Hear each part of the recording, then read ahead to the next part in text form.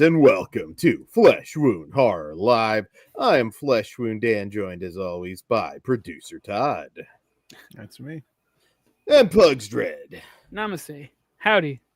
Howdy, howdy. How are you gentlemen doing tonight? I'm good. I'm Did you guys notice the sexy new poster behind me? Oh, I did not till right last now. tournament on the left poster. I can't wait to get mine. I'm excited. Wow. We can't just celebrate Todd's No, Dan has to make it here. about him. You should know that. Yeah. Beautifully That's awesome. framed.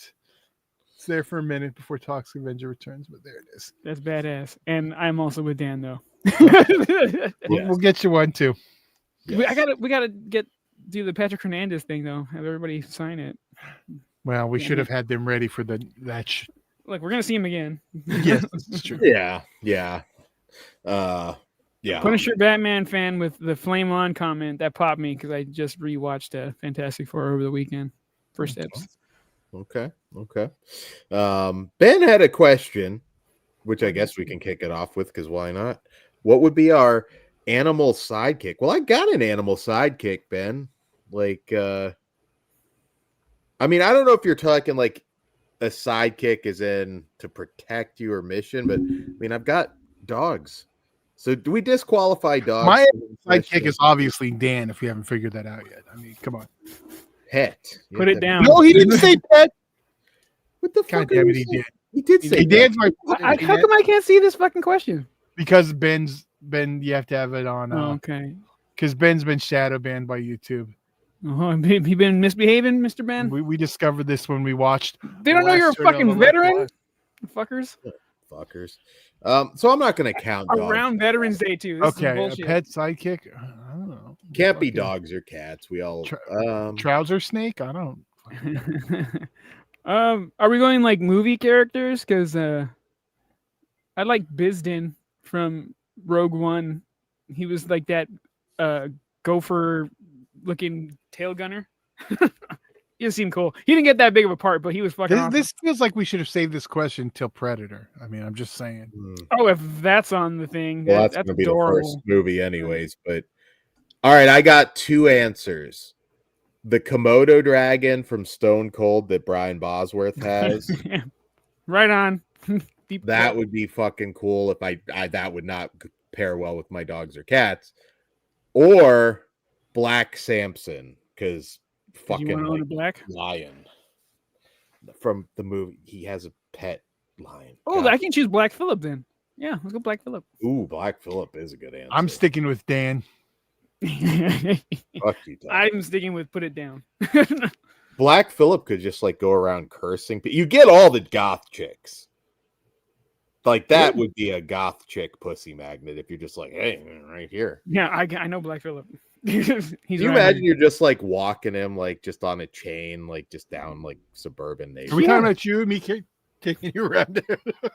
Yeah. I'm gonna buy a Black Phillip.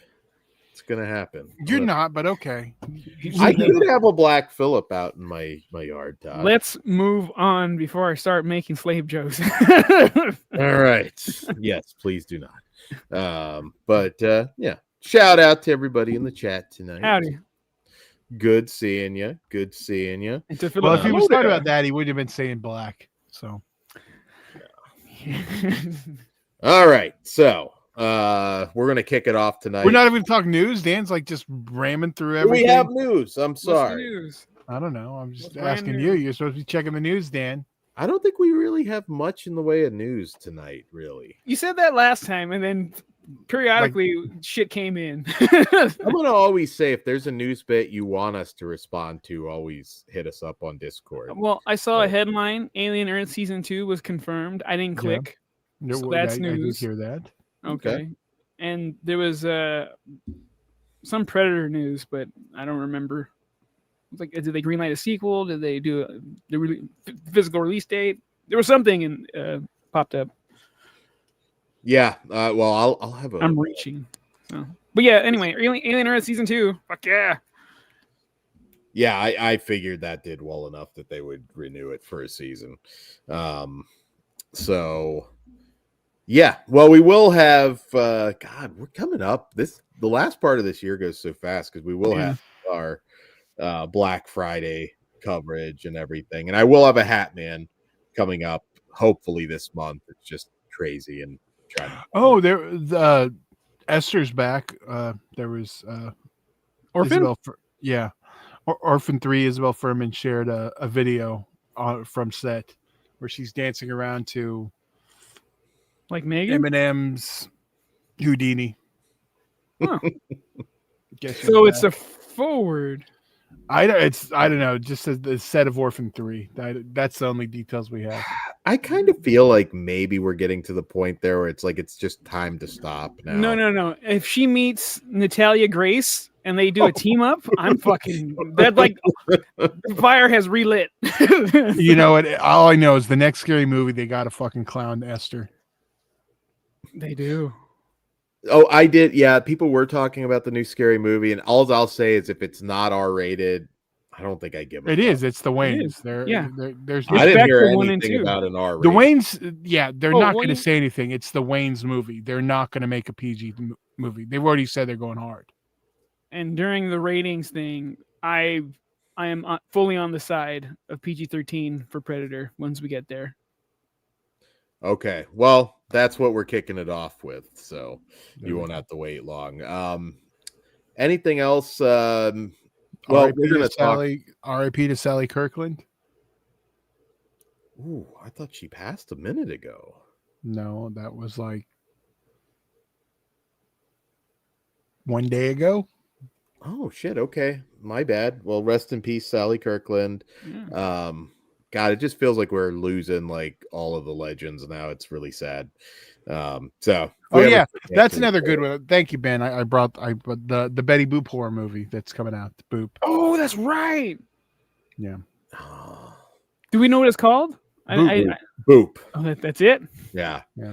Well, you could Oh just my God, flat out motorboat call it people to Betty death. Boop, right? I mean, that one. Yeah, but they're calling it Boop, so that's what. It's Yeah. Does she mother people with her big ass tits? Like that'd be fucking cool. You've got to see her fucking that though. Like, Ooh, Pugs. The working title of Orphan 3 is Orphans. Maybe you are gonna get it. Hey. Filming now underway on crazier third franchise installment. Maybe you are gonna get it, Fuck or at yeah. least a character inspired by. That'd be awesome. nice. Natalia's all pissed off. You stole my shtick. They're in the same orphanage together. Why do you have pussy hair? You guys see? Well, I know you guys seen the show, but everyone out there hasn't seen the Natalia Speaks, the second season, 13, whatever it is. Amazing. The Hulu show, I didn't get through it. It's not that good. Yeah, The the HBO ones, the 3 seasons are great. I might go back to the Hulu one, but it's not as entertaining. I don't know. The Murdoch murders though, that's kicking ass. I need to start Murdaugh. I haven't gotten to it yet. I need to though. I watched the Eddie Murphy doc before. Oh, that's right. I am. How was that? It was very good. Do they You want delve what in the into butt? the I was just picking her up, giving her a ride They stuff? doesn't even come up. He did produce the documentary. Okay, I Dude, figured. at this point, just own that shit. Yeah. And He didn't go Charlie Sheen and make himself look like a dumbass. The way he handled it was probably better, because Sheen shouldn't have brought up Corey. He would have been smarter to pull Yeah, but it's more entertaining for me. That way. Oh no, I get that. But I feel like you could also argue. I get the sentiment, but like when you just never even acknowledge it, I think sometimes for some people, as unfair as it is, it makes you look more guilty. Well, there's So- what's there? It Who is. cares? Yeah, I think I would at least say something's bullshit. Like if I were Stephanie McMahon, I he think doesn't at talk one about his point- fucking crazy ex-wife either. So Yeah, it's not. It's a funny document. It's fun. It's yeah. So I feel like it's if I not were- the Charlie Sheen route. It's not a train wreck documentary. even Richard Gere acknowledged the gerbil story. Well, yeah, itself. because he's denying it. He's a Stallone's Yeah. a dick. Yeah, because that's a well-known like Hollywood fable, like that Stallone started to be a dickhead. Yeah, but I actually heard he got his stomach. Oh God, yes, because just like Fuck new it, kids it got the cum pumped out of their stomachs, and whoever else. I know every generation, it's a different boy band who got their stomachs pumped. Dude, how the hell before the internet did every kid know that Marilyn Manson removed a rib to suck his own dick? Like that's just wild. Before the fucking internet. But you could believe that Marilyn Manson would have a rib removed. So Well, yeah, and don't forget he was also the kid from fucking The Wonder Years, or he was again generational, or Talented man. or he was the kid from Mr. Belvedere before Wonder Years. That was another one. I do want to revisit Mr. Belvedere. Is that on They're TV? on YouTube. Are they? Okay. Yeah. I want us to AI Mr. Belvedere into a Marilyn Manson music video. And he should just sample the kid who has AIDS that shows up on Mr. Belvedere. The best AIDS. You know, we're gonna have to watch some very special episodes on fucking Patreon. I've been wanting to do this. Fuck yes. We'll make it happen now sooner than later. Nothing will fucking beat Walker, Texas Ranger. Oh, I'm sorry. The bike shop episode will beat every special episode ever. The bike shop episode is like, yeah, that's legendary. Yeah, but man, the I have AIDS Walker, Texas Ranger episode. No, I don't know the Belvedere one, the little kid with AIDS. I don't remember that one as well. It's pretty great. Yeah. Fucking Rob even was playing the clips on that one on the Rob Black show a few years ago. All right. Well, there we go. We got some pre-show nonsense. Now we'll talk some bad. We're awful people if you're just watching for the first. Yeah, wait till we watch these episodes and laugh at them. That just triggered my memory. I watched the bike episode with Wednesday 13 while we were eating like cheese bread or some shit. Oh, we were terrible. When is he gonna come on the fucking show, Pugs? He probably won't. He's too busy with his stupid friend Sean. Damn. Pull a friend card and get him on the show. I like Wednesday 13. Yeah, he's fucking awesome. Yeah. His judgment of character is a little iffy right now. Damn. All right. Well, let's get into our first movie of the evening, which is Predator Badlands from writer-director Dan Trachtenberg. And in this film, a young Predator outcast from his clan finds an unlikely ally on his journey in search of the ultimate adversary. That poster sucks. The poster I don't have a big issue with. You have an issue with the movie, though. Okay. The movie is, I fucking hate it. Not surprised. This is... Oh, you want to go first? I mean, if you want. No, I want to hear your hatred first. But like my reasoning why I knew you weren't gonna like it, it'll hit home. Go ahead. All right, so this is definitely Disney Predator, all the way. Disney Marvel Predator.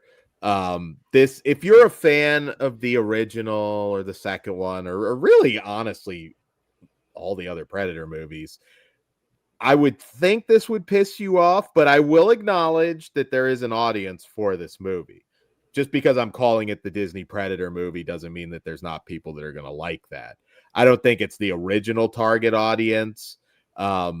This is the type of thing I wish we could eliminate adapted for modern audiences from the consciousness. Because this one, number one, the Yautja, like, they're not meant to have a cute critter buddy. Like, that's fucking stupid. When that thing spits on him, he would gut the fucking thing. That is dumb. We put baby fucking Yoda in this goddamn Grogu, thing. You stupid son of a bitch. Fuck you and that's fuck exactly why I like Yoda. No, yeah. It's Star Wars. No, 100%. It goes from Chewbacca and C-3PO to fucking Mandalorian and Grogu. Whatever. And this is also the natural progression of Prey to the Killer of Killer, whatever it's called. And you didn't like any of those, right? I like Killer of Killers. Okay. Prey I didn't like very much, but better than this. At least still kind of a Predator movie. This, I mean, my God, it's a pussy Predator. That's the fucking story arc, you fuck. He's the runt of the litter. Oh, my daddy's mean to me. Fuck this movie. This movie is lame. This movie is fucking lame. Now, again, I'm acknowledging that there are going to be some people that like it. if you like the Marvel movies, there's a joke don't get every the 5 Marvel- minutes. There's a Is joke that- every 5 Is minutes. that the Marvel movie? Elle Fanning is cracking a Yes. joke every 5 Okay. minutes to break up the tension. You got a cute critter that looks like it belongs in some Star Wars piece of shit.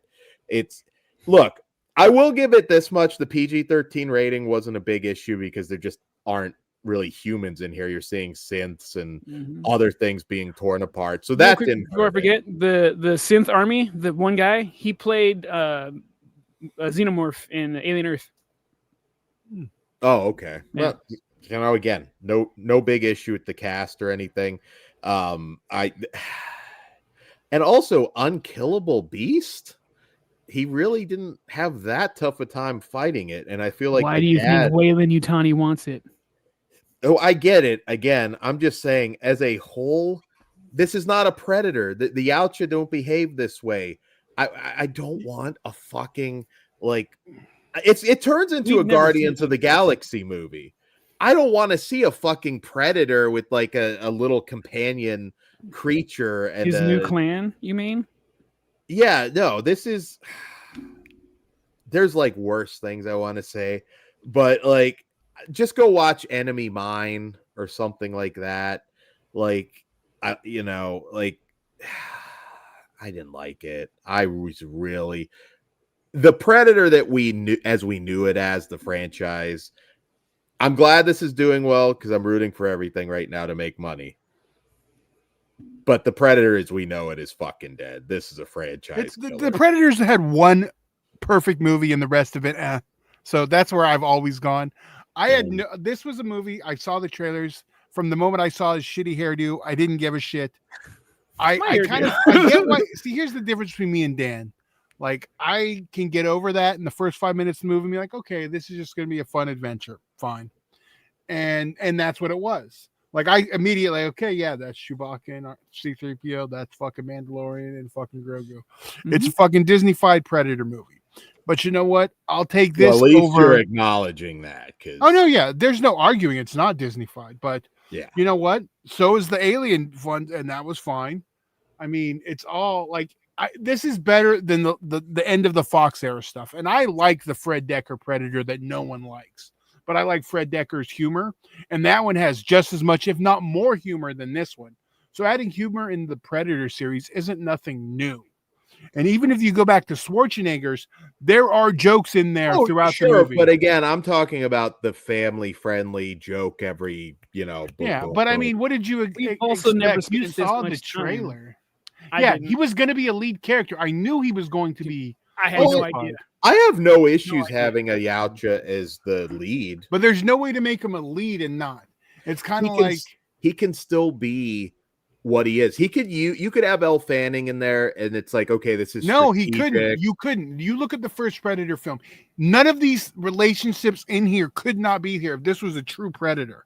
Like, this movie doesn't make sense if you drop Predator from the fucking Predator into this movie's totally fucking different. This movie doesn't make a lick of sense.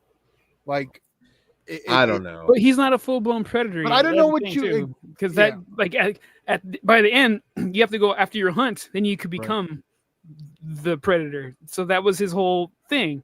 But I don't know. You've actually never to be soft. That's and we've never spent this much time with the Predator and as the fucking lead.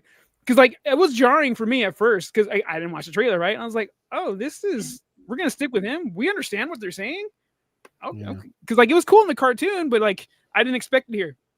So like the first couple minutes, I'm like, this is a little weird. Yeah, I did like the opening scene. Like I was just like, all right. And then it like finally once we got past that, it started growing on me. Yeah. I love the way the father looks. That fucking dude looks fucking awesome. But it looks like a real Predator who could kick some ass. He went on like a fucking bit. Are we doing spoilers? No, we're not. Okay, not yet. All right. Well, he's a dick.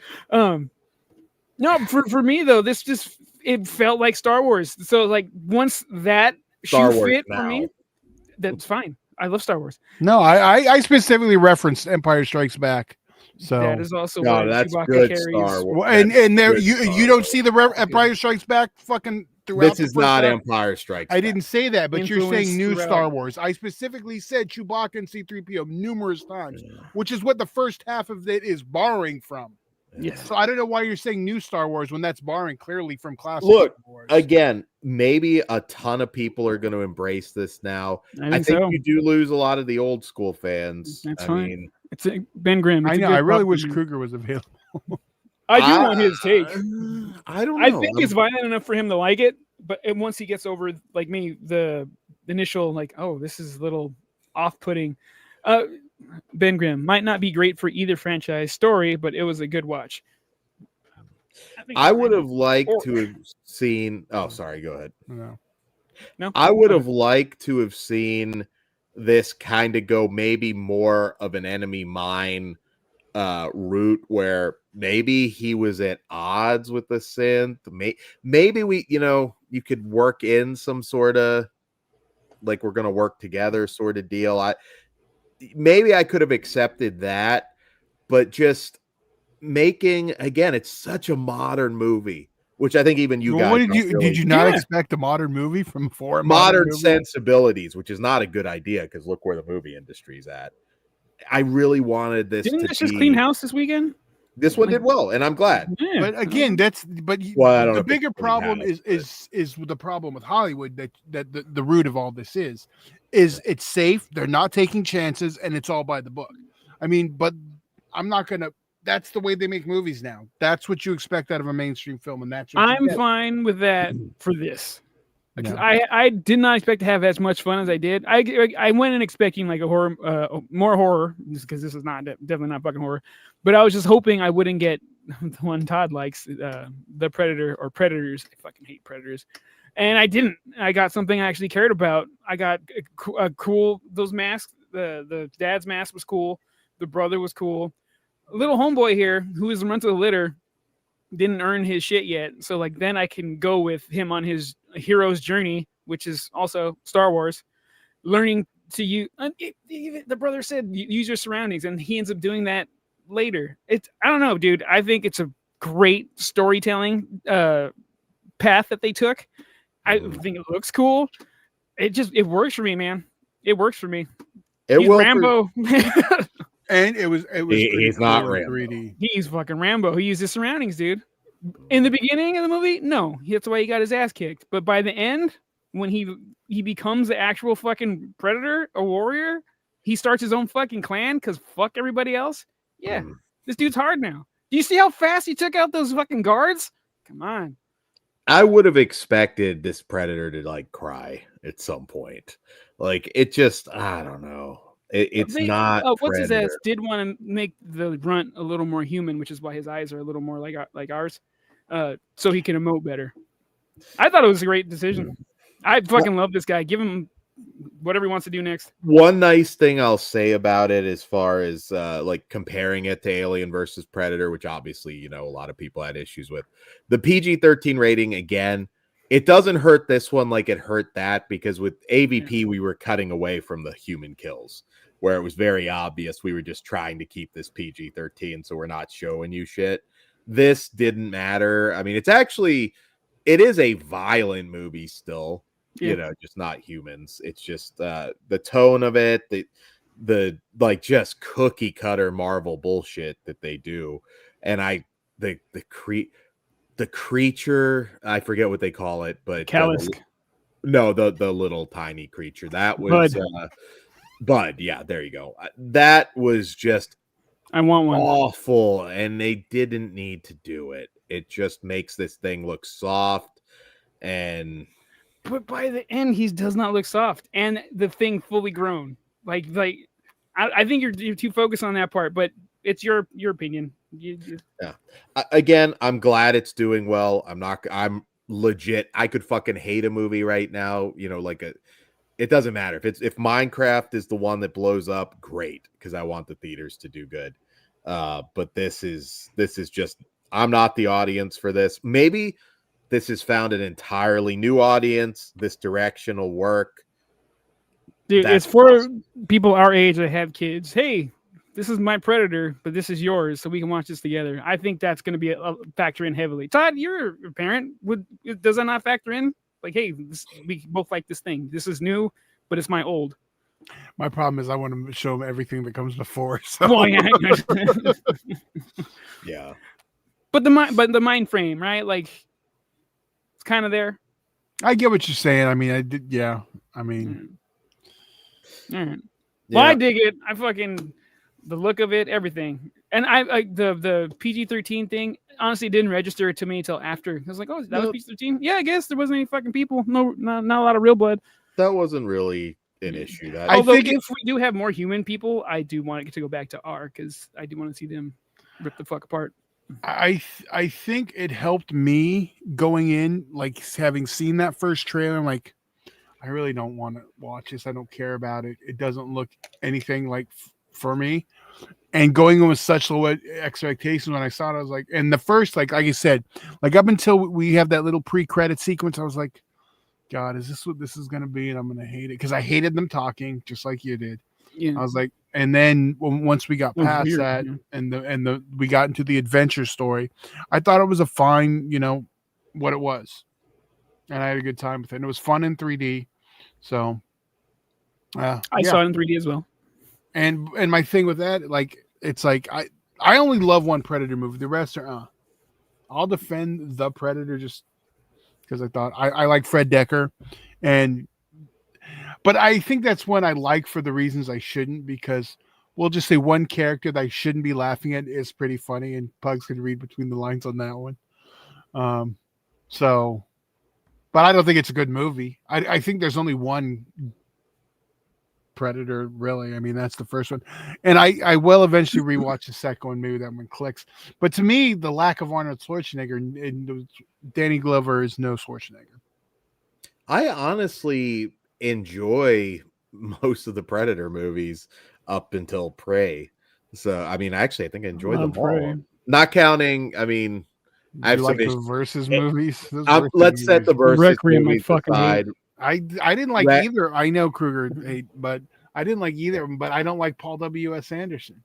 I don't like Requiem, and I guess we do have to count them all now since they're so interconnected. But and Alien versus Predator, it has its moments, but it has its problems too. But the straight Predator movies, honestly, I enjoyed all of those up till Prey. Two of them or three of them? No, four. So you like the Predator one also? I enjoyed it. I mean, it's not a perfect movie. I'm not suggesting it's great, but I did enjoy them. That falls. I always feel that one falls into my oddball sequels that I tend to enjoy a lot. Like I have my Part 5, my Halloween Ends. I mean, I would have loved it if it was just Thomas Jane and Key. Like, they can do a side story too. It'd be fucking cool. Those two were awesome. It was the kid. I didn't need any of that. They could have pulled that story, but yeah. I think sometimes they kind of overdo the. That was a different Hollywood then. That was what DEI was. I do wish Kruger was here for this episode, for this one in particular, because he's familiar with the lore. Because when a predator kills a Yautja kills another Yautja, they become a bad blood. So I'm wondering if that's a precursor to the Predator Badlands. If the next one will be Predator Bad Blood, and then now they have to go after him. But I don't know. There's I know we still talk about our Grand Predator show or Predator Alien show, so maybe that'll happen. Well, we can't now. We keep. I know it's going. Yeah, we have to do it up to like the Fox era and call it there. Okay. You know what I mean? Then save the Prey and everything on would be. But they go back and forth. Yeah, but I'm the angry old man. What's his ass? Flores. Yeah, but GHX. Saw it last night. Give it a 7.0. C. Okay. Okay. All right. It's only getting one from me, pal.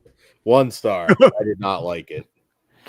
Are female predators more capable than men? Ben Grimm. Sure, that's yes. Are we talking about the girls run the show? They send the men out to hunt. I only know one famous female predator. That's that Glassell bitch, right? Maxine, right? Well, Ghislaine. Ghislaine Maxwell. Yeah, there we go. There's a few more out there, but yeah. Isn't one of them getting a podcast soon? Miss Mac. Yeah. Well, you know what? She's fucking boring, dude. Like next to him sucks Allison Mack. Yeah. Let's be honest. I think we're all gonna watch that first. I'm not watching that shit. I'm not watching it. Holy shit! Though. If I didn't stay watching the Suge Knight podcast, I ain't watching that stupid white bitches fucking podcast. Although I do want to play with her gums. Like she's a pretty girl, big ass fucking teeth. You could probably get Allison Mack right now, Pugs. I'm sure. He's fucking headache though, dude. He's already got his elf. He's chasing. Oh yeah. Yeah. Now when she starts her fucking podcast, I'm fucking in. Right, Casey. Make me a guest. Guest number 1 or 2. I don't care. Need a producer? Need some. Yeah. We got a Ouija board. We'll talk to your fucking daughter. Catch up. All right, we should probably rate this one because we already. Oh, Dan Ray gave it a 1. 1 star. I acknowledge that there are people that are gonna like it. I did not. It feels like Star Wars. I didn't expect anything less from Dan. Yeah, that makes sense. Marvel, but really just heavy. Yeah, that's Marvel. also Disney too. Yeah, but I don't get the Marvel one as much because it has some jokes. Dude, like you can like this Probably movie, color. but 100% this is Disney Marvel. I see Disney Star Wars. Marvel didn't cross my mind once when watching it. Guardians of the Star Galaxy. Yeah, that's exact. Yeah, but that's their Space fucking Star Wars though. So, Oh. Well, Todd, do you want to rate it or want me to go? go for it. I'm gonna give this because I had a fucking good time. 5 out of 5. I loved it. Wow. Fuck. Yeah, dude. Okay. That's okay. I was shocked. I was blown away. Remember, I didn't see a trailer. I didn't know what the fuck we were doing. Go in blind. It's the best. I enjoyed it. I had a good time with it. I'd watch it again. I'm a 3.5 out of 5. Okay. Well, let us know your We're all thoughts over the place on this one. Yeah. Yeah. We'll get Kruger's thoughts eventually. Yeah. Some of the creature stuff I think will work well for him. I don't know if he's I don't know. I think he'll like it. I don't think he'll love it, but I think he'll like it. Yeah, he might. Well, time for Dan to start filleting. And I am on know crack it's because it's a 5. I love it, man. I have a feeling we're going to be flipped on our next one. Well, I think you kind of we'll see. All right. So up next, highly anticipated movie now streaming on Netflix, but did have a limited, sadly very limited theatrical run. Guillermo del Toro's Frankenstein. And in this film, Dr. Victor Frankenstein, a brilliant but egotistical scientist, brings a creature to life in a monstrous experiment that ultimately leads to the undoing of both creator and tragic creation. All right. So, I mean, Mary Shelley's Frankenstein, if you've read the novel, well, you'll know that the 1931 film is not super accurate. In fact, most Frankenstein adaptations are not. This was not that accurate either. No, this changes some things, which I guess some of it's kind of spoilery, so maybe we'll talk For Frankenstein? I will say that the major changes as far as this versus Frankenstein or the modern Prometheus is the ending and the creature himself. I think it's fair to say that's like kind of the main. There's other little things in here that they do that Del Toro does flip, which was interesting because I was like, I hope he doesn't go just exactly by the novel and just do it straight adaptation. Has Del Toro ever done that? No, but like this is special to him because he wrote like a foreword to I don't know, 6 or 7 years ago, the new edition of Frankenstein that came out. So this is near and dear to his heart, and I think he fucking nailed it. There's no surprises with this one. I think when you hear Guillermo del Toro's doing Frankenstein, I mean, it's very unlikely that he's going to miss with this kind of material. The cast, Oscar Isaac is Victor Frankenstein, who I can say is definitely more of an asshole and just cruel in this, where he's more irresponsible and kind of naive, I guess, in the book. Arrogant, dude. Here In the book. he's like Arrogant. he is mean. He's very mean. Not to say that there's not humanity in the film, but he was abused to get there though, dude. like for sure, yeah. Michael Jackson style upbringing. yeah. Charles Dance plays his dad in this. He's amazing. Mia Goth. This whole cast, I mean, is Jacob. Let's give it up to Jacob. Nate Dogg. Fuck yeah. Jacob Elordi is fantastic as the creature. Again, closer to the book, because I mean, again, if you read the book, the Karloff portrayal, legendary. I mean, Frankenstein's one of the greatest horror movies ever made, but it isn't accurate to how he was in the book. Jacob Elordi, a little less murderous though. Yeah. I don't know what to specifically talk about because it's weird because it's an older book, but I'm still would kind of be talking about spoilers. So I'm doing my best here, but I love it. This movie's perfect. The sets, the cast, everything was a fucking home run. And it is a 2.5-hour movie, so it's long, but I think the pacing was great. I like also kind of the I don't know if is it a spoiler to talk about we're seeing a little bit more from everybody's point of view. And it does use the framing device of Victor hunting the creature through the Arctic, which of course, okay, no, that's fine. We've seen that, but we don't see that very often. Of course, we saw it in the '94 film. This is not. It's ironic. This is streaming because this is a film. This is not just throwaway content. It had limited theatrical, Dan. Very limited, yeah. But still, it was out there. Yeah. The set design / home video 2.5 hours, gross. Usually I'm with you, dude. A lot of the Marvel shit though is kind of not far behind that, so a lot of movies are long. They've pulled back though, which is you give me Batman, you give me 9 hours and I'll still ask for more. I can't. I know this is a jizz fest for me, so hot tag. Well, I can go because I'm a bukkake right along with you. I think it's fantastic. But Guillermo is my guy. I fucking love him. I didn't actually I should have known, but I didn't expect it to be as whimsical as it was. And the vibrant colors and stuff was a great contrast to the horror story that's going on. Yeah, I didn't feel the runtime. I was legit into this. I was disappointed we didn't get one thing because of someone that was cast. I'm like, oh, that would be perfect. But you know what? I don't fucking need it. Christoph Waltz, amazing. Every fucking time he shows up. Yeah, dude, the set design's fucking awesome. There were some CG issues, but it didn't take me out of it. I didn't care. It's Guillermo del Toro just telling his story and painting his beautiful world that he does, even with all the sad, monstrous bullshit that goes on. If only he had control of the Dark Universe. I mean, fuck. It's not too late. He's around. Fuck. But yeah, but there was 3 movies he wanted, or 3 stories he wanted to tell. It's Pinocchio, Frankenstein, and now the last one he wants is In the Mouth of Madness. So whoever is in charge of that, I know it's fallen through a couple of times, but give it to him. He deserves it. No, I adore this movie. Yeah, I don't want to spoil anything, but it's cool. There's a phrase that's mentioned, oh, that's his whole world. That's beautiful and heartbreaking at the same time. Once it's understood by who's supposed to understand it. I don't want to get into spoilers. I like this movie a lot.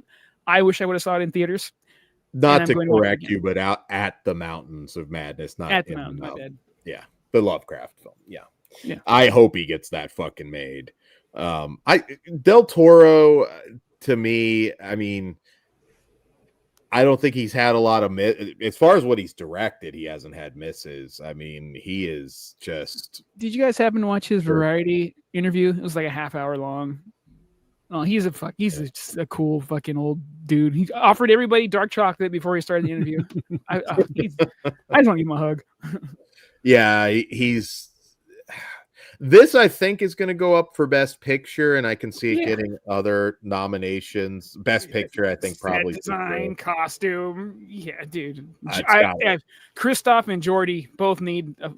Is it Jordy? Jacob Elordi. They both need acknowledgement. Jacob Elordi was impressive in this. He's going to be a threat, dude. He's that tall, that handsome, and that talented at that age. Yeah. At least 2 gold statues. Yeah, no, I this is probably the best thing I've ever fucking watched on Netflix at this point. The best original movie they've ever done. Yeah.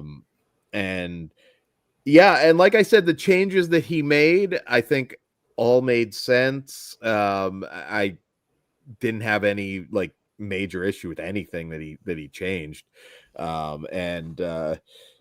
The only sad thing about Mia Goth being in this is I don't think we'll ever get her as the bride, because I know a lot of people wanted her as the bride of Frankenstein.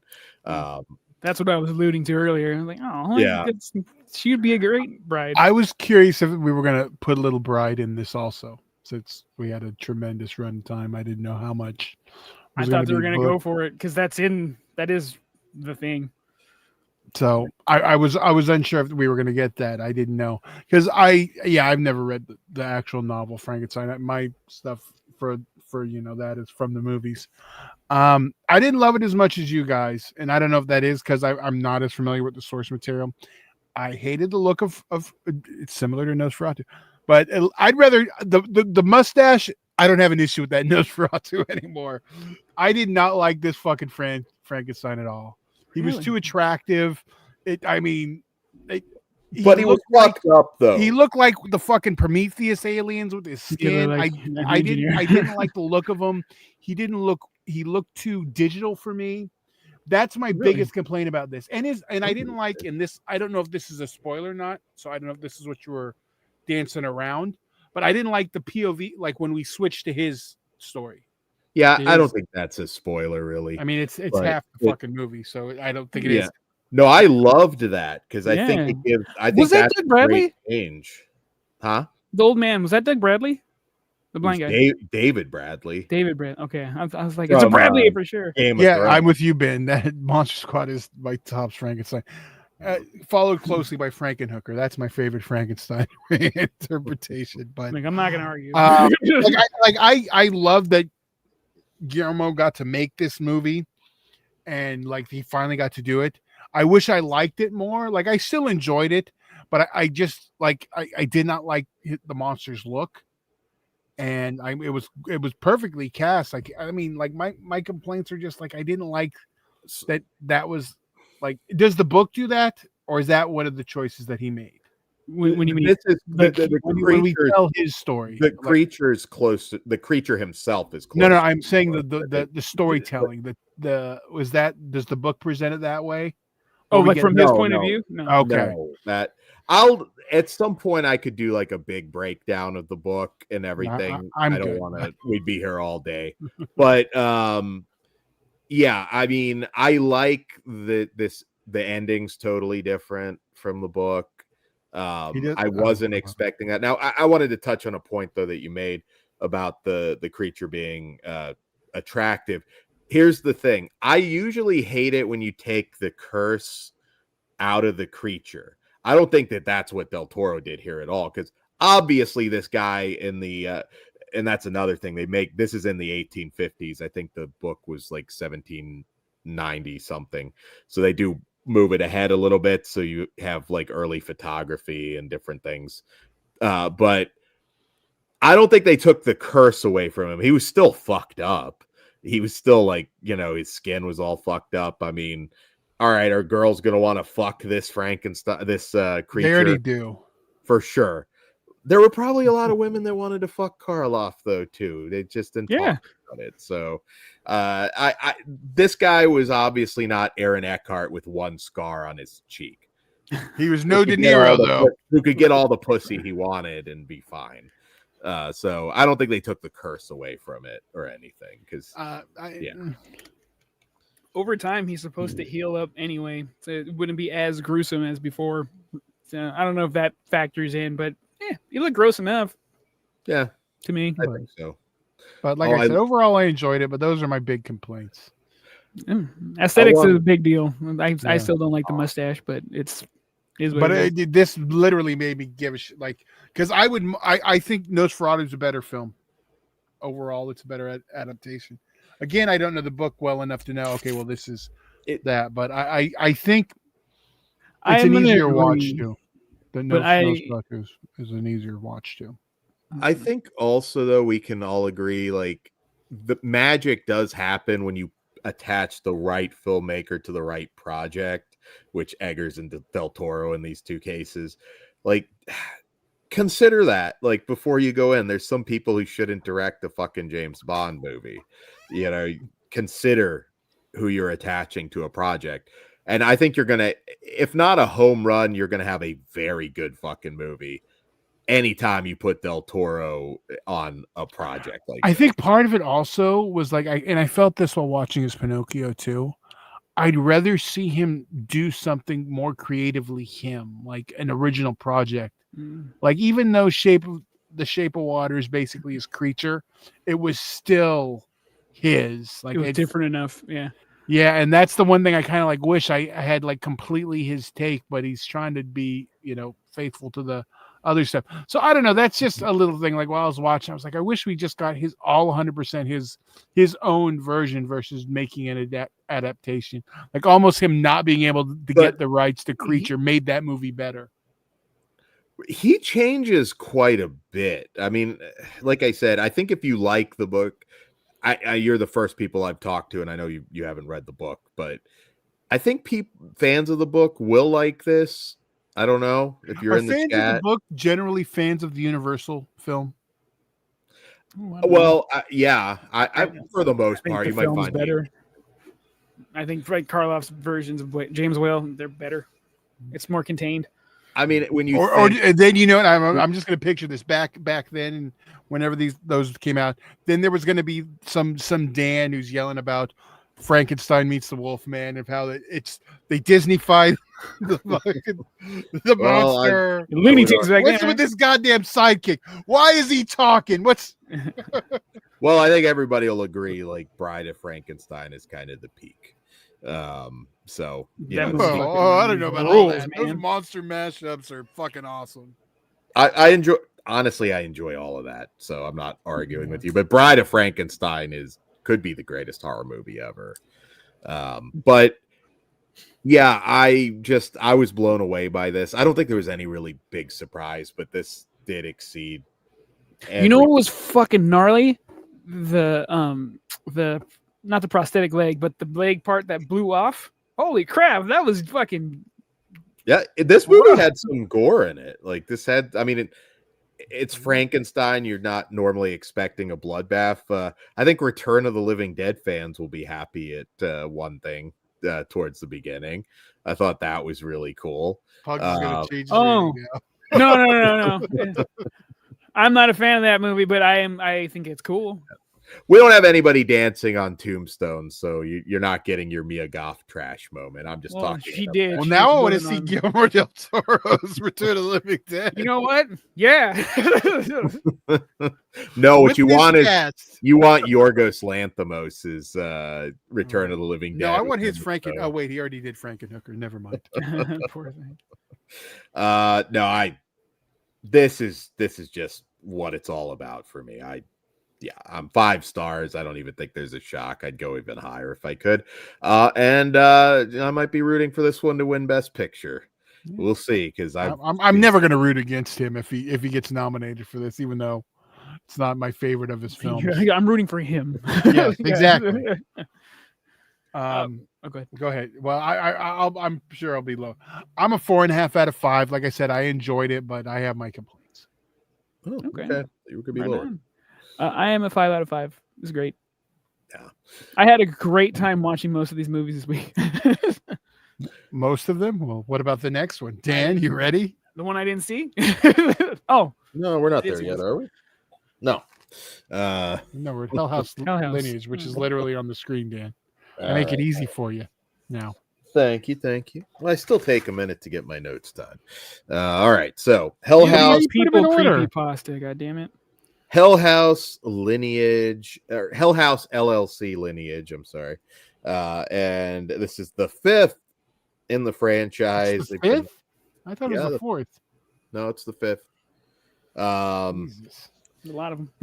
There's a lot of them. They from writer-director Stephen Cognetti. And in this film, after a near-death experience, Vanessa Shepard faces nightmares in Abaddon. As mysterious deaths occur around her, she discovers her connection to the Abaddon Hotel, Carmichael Manor, and decades of unexplained murders. This is currently streaming on Shudder. I know we're a little later than normal to this one, but It just debuted on Shudder, Dan. We're not that late. We didn't see it on theatrically. We didn't see the theatrical run. Well, hot tag. Who wants to go first? I don't. Go ahead, Dan. Okay, well, that pretty much might answer a lot of questions. Dan, I'll just say like this. Dan's like message. He's like, okay, about Hell House. Like Dan was trying to push it because he felt like he needed to watch the other ones again. I didn't want to tell him, Dan, you can watch the whole series again. It's not going to make this movie any better or make more sense. No, I didn't tell him that. I did have to do some catch up because I got I feel like I'm just missing a lot. So I would recommend going in before I talk about the movie itself. It's going to help you to be familiar with 3 and 4 if it's been a minute. I hate to ask anybody to watch extra movies to sit. But my question is it going to make it any better? Oh no, this is a piece of shit. Okay, so then why are you going to make people watch movie to watch? Go watch 3 and 4 before you watch this piece of shit to make it just as shitty. Yeah, but it is that type of movie though too, where it's like I would just say don't watch it at all. I was trying to forget it as I was watching it. I was watching thinking like, wait, who is that? What was, so I did have to refresh myself. I was just like, I don't care. Fuck these people. It made me want these people to make creepypasta stories, not this. Because like the vibe and stuff they were doing, it felt good. Just the story was boring. Go ahead, Dan. It's a franchise of just diminishing returns. I mean, it feels like I like the first movie. I feel like the second one was okay, or at least one of the other ones was okay. But for the most part, this was just like we're beating a dead horse here. Let's just call it.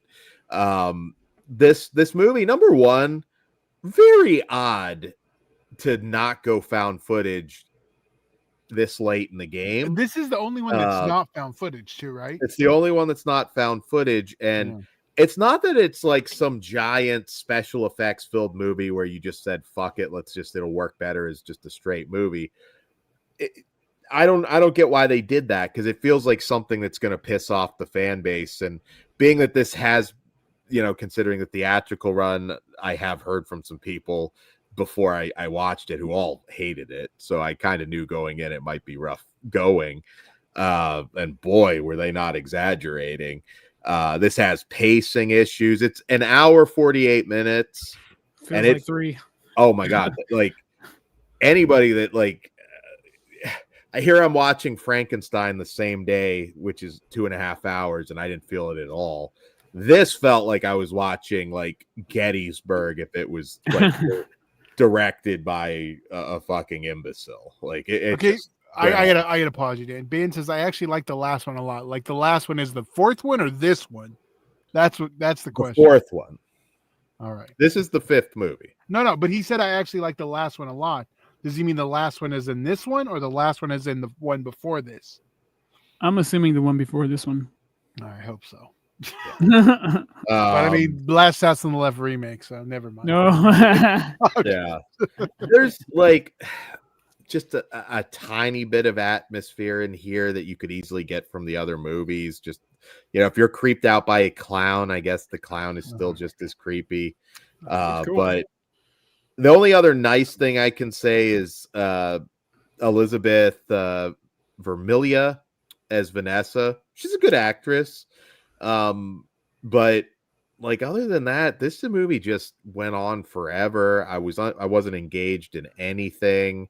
They introduced some new lore and everything, but it just And wow, to go theatrical, which is cool. I will say that, like, the fact that this started off as just a tiny little indie movie, and they somehow managed to build up enough of a fan base to actually attempt a theatrical release. Kudos on that. And maybe there's still some diehards that are going to like this, but honestly, with the not being found footage, I think a lot of them are going to dislike it too. So this was a chore. I did not like it. This That's is no all I got. Record 3. I'll just say that, where you made the switch and it was worth it. Yeah, that worked with the. Yeah, I actually, and I get it, and I'm sure there's some people that dislike that, but it doesn't. This is just why. It's not like you're telling a bigger epic story or anything. So I saw no reason. Congrats on making it theatrical. I would have rather just rewatched the first one. No. And you know what? You can watch the first one again. That was on the new Up All Night. That was the first episode, was Hell House and Hayride, I believe. But yeah, well, those are on YouTube if you want to check them out. So I may go back and watch the first one again now. Yeah, this is kind of a House on Eden level, and that movie was at least short. Oh, I like House on Eden way better. Like I legitimately had fun for what it was. It was short. This felt like it wasted every moment of my time. My brain went to Eden Lake, and I was about to get really mad at both of you. Yeah. I was like, why the fuck? Eden Lake is fucking awesome. Yeah, that's what I was like, huh? That should have been I on the did make a original girl- last tournament. I did Or make a was it? girl cry showing her No. Eden Lake, though, so I do have a bad memory attached to it. That's just extra lube. But for this movie, Actually, a good memory. yeah, story's boring, but like some of the camera work, like I think that's why they chose it, because they were doing some artistic shit, and I dug that. It's just I could not get invested in the story. So if these guys want to tell again, pick a creepypasta, because this, like, some of those I think long shots felt like Channel Zero. What's up? I think a problem with them is that's all that they want from the director. Like if you look at his filmography, what he did, 825 Forest Road, which this feels closer to that than any of the other Hell Houses. And I mean, I think that's all they want from him. So he's trying to do different movies within the fucking franchise, instead of being able to actually be allowed to. It's kind of like Romero had to always make something with zombies at the end. Like that's all they wanted from him. Yeah.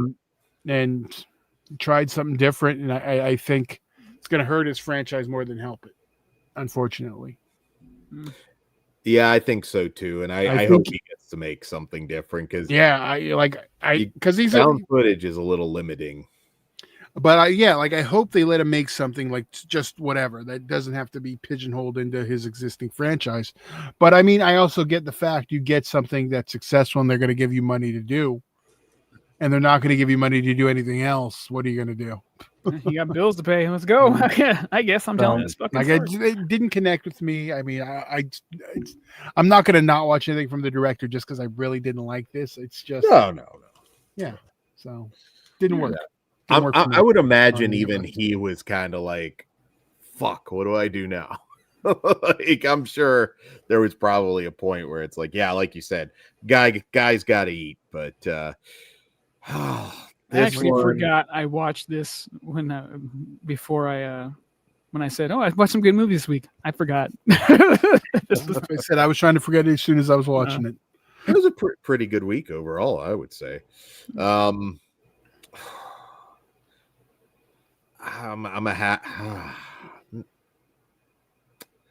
The acting was solid enough. I'm 1 star, but I do not recommend this movie.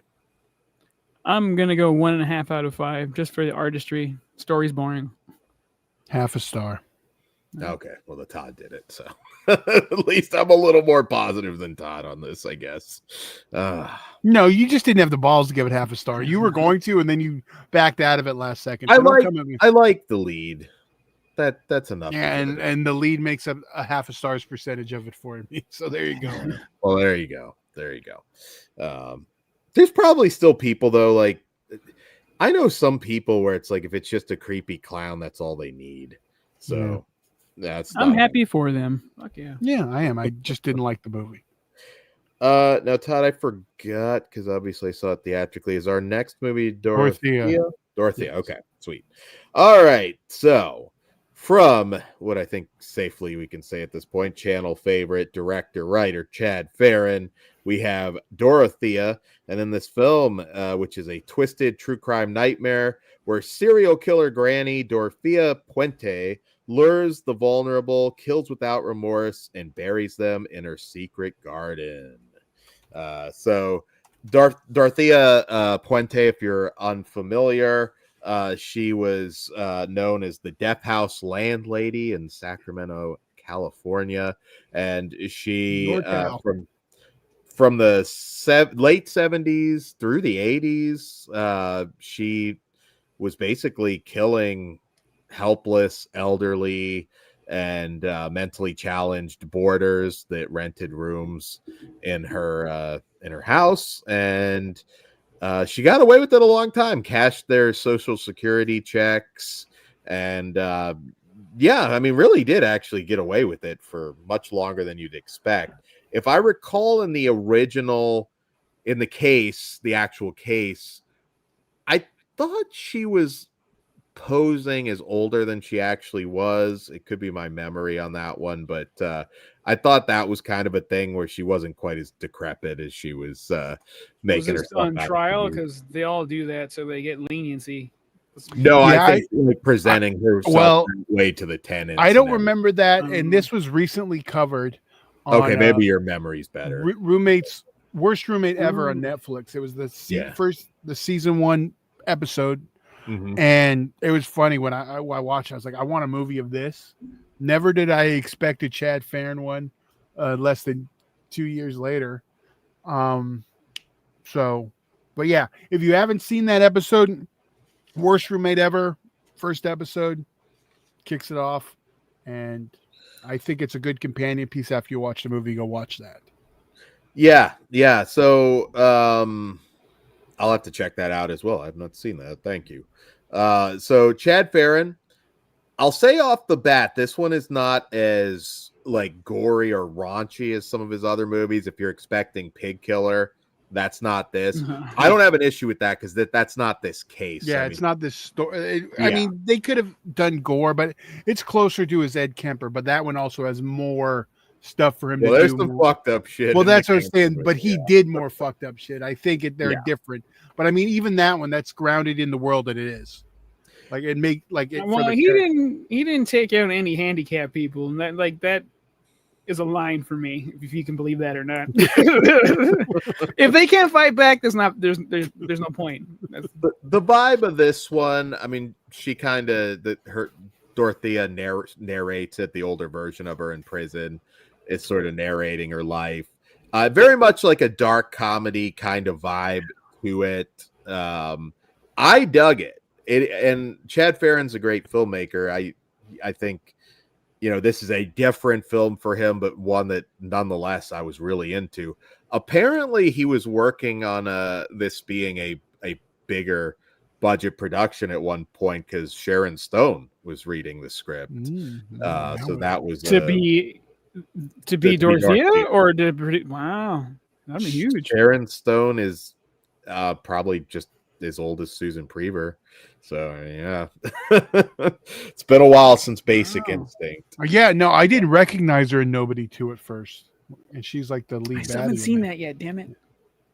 So I could totally see it now, like with. Yeah. I think though, like honestly, if he had that made, it would have just been very standard. Like I think. I don't know. I think it could have been. He would have brought his vibe, man. I don't think so. I think it would have been this quirky. Well, apparently, like Sharon Stone had like requests and everything, so it probably wouldn't have been an authentic Chad Ferrin movie. More money, more compromise. So get Caroline Williams, meet in the middle. Yeah. I think Susan Prever is great. She was fantastic. Yeah. I've grown to really love the acting troupe that he uses. No Biling in this one, but you do see a lot of the same faces. Ginger Lynn is one of the victims, Betty Palmer, Lou Temple, pops up, Brinke Stevens, Robert Ryan. I mean, I really enjoy that. I really enjoy going into a Chad Ferrin. Brandon movie. Kirk. Don't forget Brandon Kirk. Yeah, Robert Can't Miano as well, who's like in all of them lately. Mhm. Yeah, I really enjoyed it. Like I said, I don't know how like fans of some of the other recent movies are going to react to it, since it is not like a gore film. It's not. I think if you're still a true crime buff like all of us, like I this could have, yeah, you're right. This could have went either way. Like, okay, like I don't know if Kruger would have watched this, heard Chad Ferrin film, saw this, and been disappointed. I think can see that. Kruger loved Chad, but yes, I think his expectations are going to be something. Yeah, it'll be because killer granny though. Like he's not gonna. Yeah. No, I get that, but like, and so I can see that affecting different people. But like, yeah, this it is. I don't want to say it's departure because it's still all the harm. It's like it's just not as less gory. Yeah, but I mean everything about it like worked. Like this is like, yeah, I love this. Like most Chad, it turned my frown upside down. Yeah, man. He knows how to tell a story with like a true story, but make it interesting and quirky. And like she does despicable things, but I find myself enjoying the time I'm spending with her, kind of rooting for her sometimes, except with the handy capable people. That's not cool. Pugs has a soul. Pugs like they should have been babies.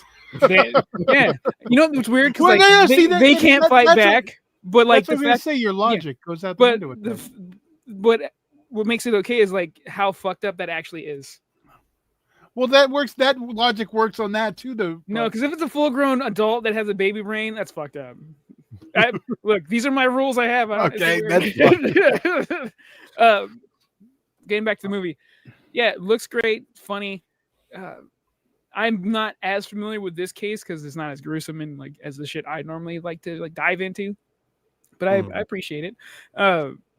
Yeah, more like this, more from this. If you want to go harder, I'm all in. Yeah, dude, it's just good. I fucking like it a lot. So make sure you check it out. Support that guy.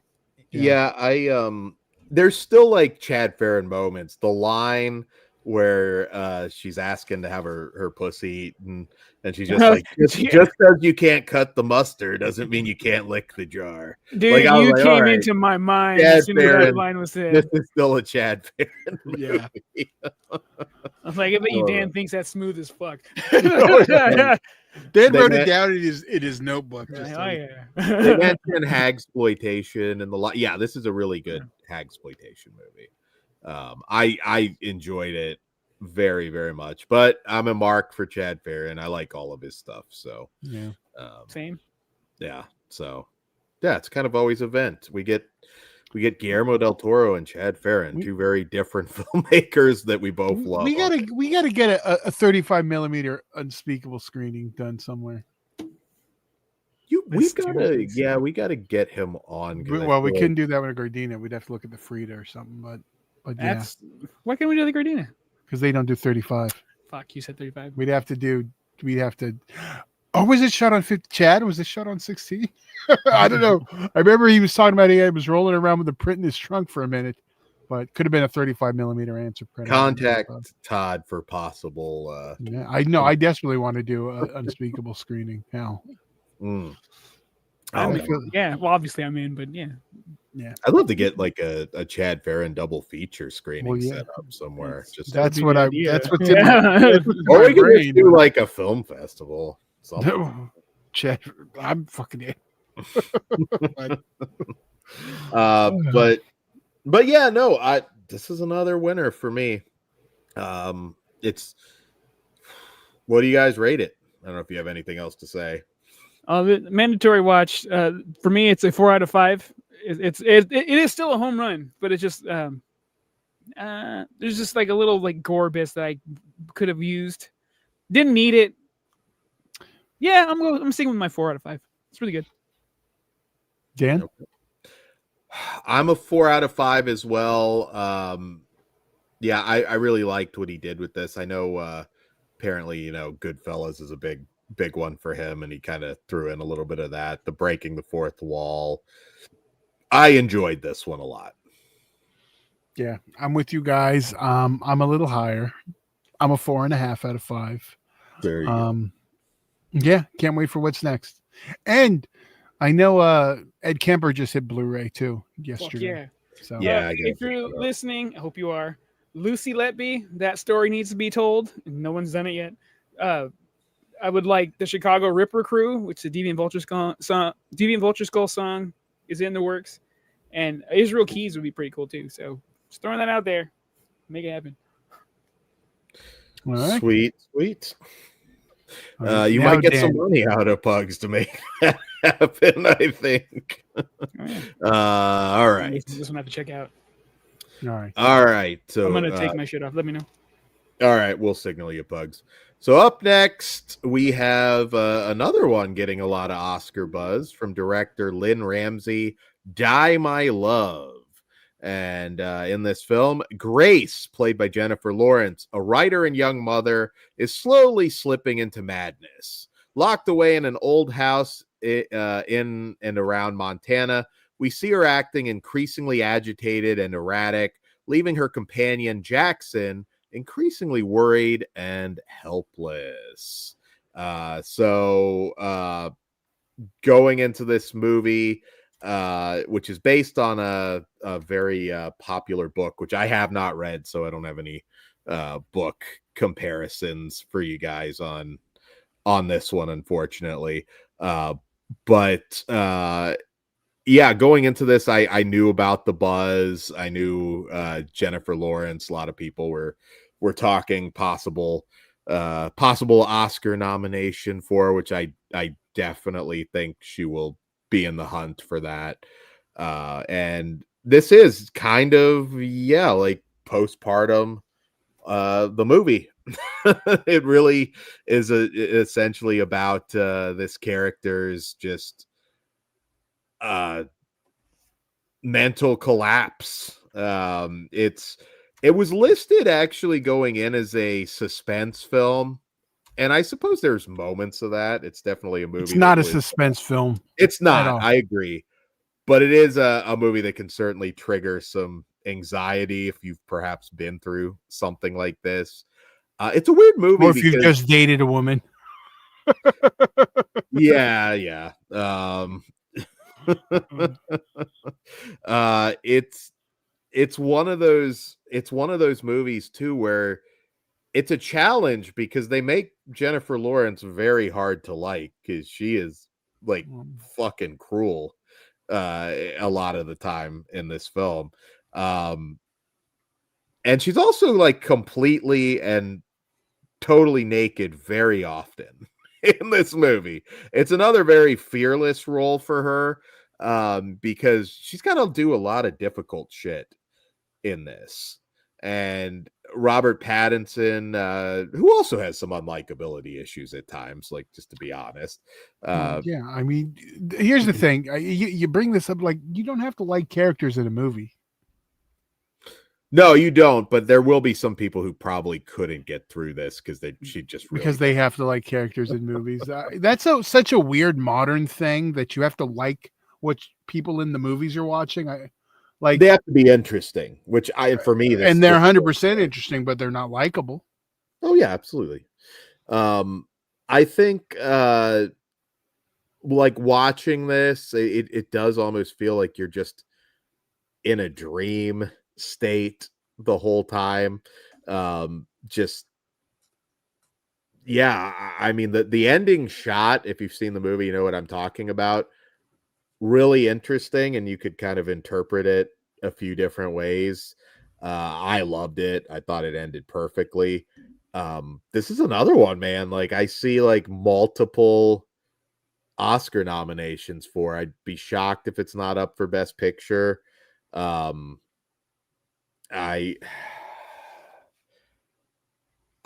Jennifer Lawrence is probably going to be the front runner for Best Actress. They fucking love her anyways, and again, not an easy role to play. She's doing a lot of uncomfortable shit in this, and Pattinson might get something too. I've said it before, like that dude had a lot to improve after, kind of just being the Twilight guy and the heartthrob. The fact you're still bringing that up, though, that's like weird. I know. I'm saying it's impressive, though. A lot of people can never get out of that. Yeah, but he's gotten out of it, but not to the point you won't bring it up every time we talk about one of his movies. I know. I always do, but I'm a fan of the guy. I get that, but you can do it without constantly bringing it up, because at this point, I don't think there's any reason for you to be mentioning Twilight. There's probably still people, though, that are always going to think of him as whatever is Twilight. Well, it's not going to help if you don't stop it, though, Dan. Well, fuck you, Todd. I'm still going to bring it up. Now I'm going to do it. No, but I'm pointing out what you're doing, Dan. It doesn't do him any services that you bring up Twilight every fucking review. Batman now. God damn it. And I guarantee you Pugs would have brought that up too. So he can see that we're fighting. Yeah, so I'm gonna tell him you said he was a shitty Batman. This movie's gonna be like a little too, I think, close to real life, though, for a lot of people. Yeah, I've never been married and I've never had a kid. No. I would not be able to handle Jennifer Lawrence. See, it takes a lot to date or marry a crazy woman. It's not for everybody, and it is a lot. Some people aren't built for it. Yeah, and this bitch was fucking crazy. I'm trying to be gentle on that, because I feel like it's like, I don't think any women watch this anyways. Well, no, you've scared them all off at this point. But yeah. No, she's nuts. But women hate women too, so they're fine. She was a crazy bitch. But I know it's postpartum and stuff, but I don't know. This bitch wasn't crazy before that. She was crazy. I do like just like Robert Pattinson was like a little bit off himself, but like just some of those scenes where she's like at the party with her friends and doing all that shit, like I would be out. I would be out immediately. No, those are old ones. But every time you see her, it's a different box. I like that little. Yeah, touch. When she strips down and just goes into the pool, like, I'm sorry, I'm out. It was just fuck. It was. This is what the poor version of Johnny Depp and Amber Heard looks like. This is probably. Yeah, actually, I was gonna say you probably nailed that. This is like the poor version. And you know what? They're both crazy, and neither of them are wrong. Although I will put this one on her, where the other one it was both crazy. But yeah, it's just people doing shitty things to each other, and you know what? This is real life. This is every day for some people. Yeah, I've heard like. As over the top as this gets, I don't feel like there's anything that I don't feel like it was anything over the top if you've ever dealt with the crazy. Well, you kind of get into some stuff with the end where it's like, what's actually happening here? Okay, well, that's a little bit. I'm talking about like the general, movie and what she does. But yeah, then I've witnessed actually some like. Actually total collapses of a relationship just because somebody just can't keep their cool at like a get together with a bunch of people. That's like the worst thing. I've never had that happen to me, thank God. But like, if you've got like some problem, let's go talk about it. Don't do that shit in front of people. It's so fucking cringe. So alcohol. Jennifer Lawrence, very easy on the eyes. I think this is just a stellar movie. We're getting into Oscar season now. I'm catching up on stuff, and I do think she's. Yeah, I've been on top of it. There's some good stuff. Yeah, I'm gonna see. What's the Leonardo DiCaprio film? One Battle After Another. Is that what it's called? Yeah, Digital Friday. Yeah, I'm looking forward to watching that because I know that's got a lot of buzz. Good film. Yeah. I don't know if it's not my favorite on it. Daily Ghost says he's sold. We'll go this weekend. Yeah, I think I don't know if you're gonna have a good time with it, but I think you'll enjoy the film. You will enjoy it. Also, Sissy Spacek as Pattinson. Yeah, which I normally don't like. She was good in this.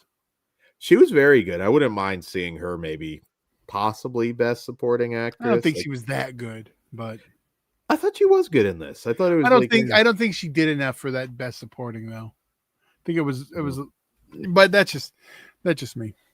I don't. Yeah. Not anything about her performance. Yeah. But I think there's some other people out there that have stuff I've already seen that are better. Yeah, there's like, just like something like Still Alice, like don't go see if you have an ailing family member.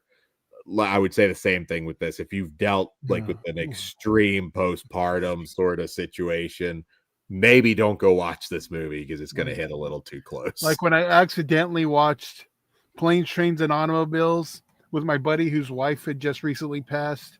And then I don't know how you did that, Todd. He wanted to watch it. No, I don't know how you did it was when it was like, because we watched all the Clerks films together. Oh, let's watch Clerks 3 together. And I was like, oh, fuck. If I knew a guy had just lost his wife, Clerks 3 is going to click immediately. No, but it didn't, because it was just like, oh, we always watched all the Clerks movies together.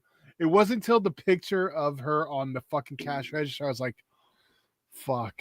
So we literally had a dead wife double feature, and I felt like such an asshole. But he didn't say anything. No, we just because you're men. He buried. Yeah, it we didn't. We fucking just went through it. Yeah.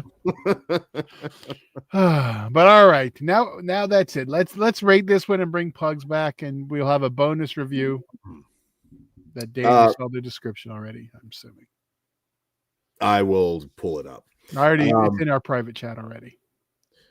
Oh, my bad. Okay. So I'm 5 stars on this. It's excellent. 100%. I mean, a master class in acting and filmmaking. Yep, 5 stars. All right, Pugs, you can look up now. All right. So now we have a special bonus, unadvertised review, because both me and Pugs saw it. I haven't seen this one yet. Yeah. And Dan, you can take off your headphones if you want, but you won't. So our next film, special surprise bonus. All right. There we go. So it shouldn't say Shutter. That's a botch, but you will not see this on Shutter. Okay, now I feel like I gotta. I have questions though for you. So even though I didn't see it, but all right, Christy, and I'm sorry I do not have the director. Christy Martin never. We'll give it to you. Oh yeah, David Mitchoid. All right. So Christy Martin never imagined life beyond her small town roots in West Virginia until she discovered a knack for punching people. Fueled by grit, raw determination, and an unshakable desire to win, she charges into the world of boxing under the guidance of her trainer and manager turned husband, Jim. Flaunting a fiery persona in the ring, her toughest battles start to unfold outside of it as she confronts family, identity, and a relationship that just might become life or death. Now, my first question for you guys, because I will see this movie, I didn't get to it yet. Sydney Sweeney, beautiful girl. Not sure if I'm going to buy her as a boxer. Does she deliver? I think so, but I also have googly eyes. I don't have the Pugs googly eyes because I get both sides, but I think so. I think they de-prettied her enough, and the mullet really helped. I think. But I can Hillary Swank. I think you're right. Exactly. Her. Yeah. She's just as I that's a good comparison with that. See, I could believe like if those two actually just fought in a bar, that Hillary Swank would probably choke Sydney Sweeney out. Oh, I don't know. Not if I'm there.